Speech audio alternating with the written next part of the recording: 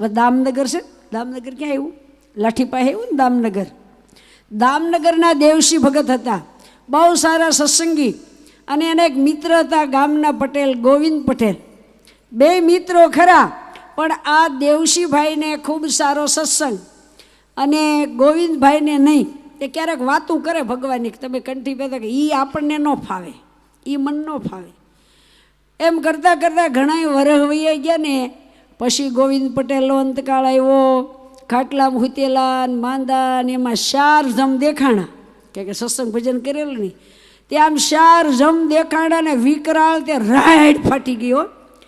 એ મને જમ દેખાય છે, જમ તો જમ આવી ગયા નજીક ને મીડિયા ગેડિયું લઈને મારવા. ત્યારે તો આ બીજું તો શું સાંભળે, કોઈ દી ભગવાનનું ભજન કર્યું હોય તો સાંભળે ને. ત્યાં એને મનમાં એના મિત્ર દેવશી ભગત સાંભળી ગયા, હે દેવશી, તે 20 હાથ આગા વહી ગયા. જમ કેટલા? 20 હાથ આગા વહી ગયા. અને આમ હામાં ઉભા પર ડરાવે ને મોટા ડોળા કાઢી.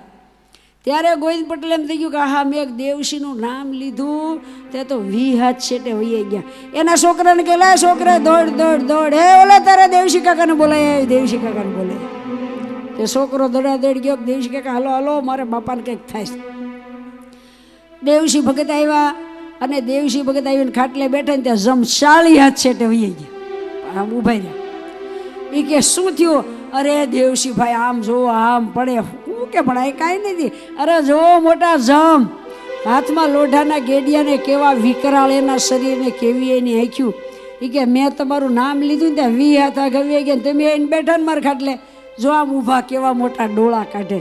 એ મને લેવા આવ્યા છે અને મને બચાવી લો, મને બચાવી લો.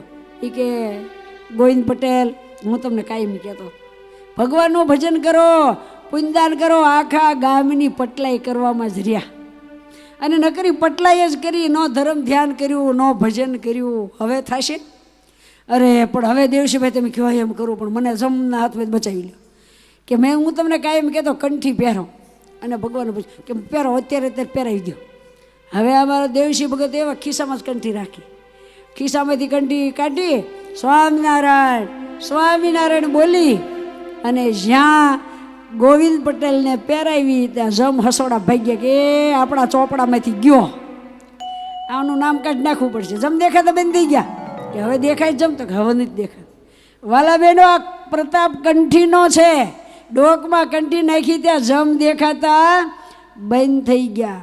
અને અમારા ડાયા બાઈ અમુક હોય ને તે કંઠી તૂટી જાય ને તે મહિને પહેરે. કીધું કેમ કંઠી? તો કે દોરામાં ઘૂસવાઈ ગઈ હતી ને તે કાઢી નાખી, પછી પહેરવી ભૂલી ગઈ.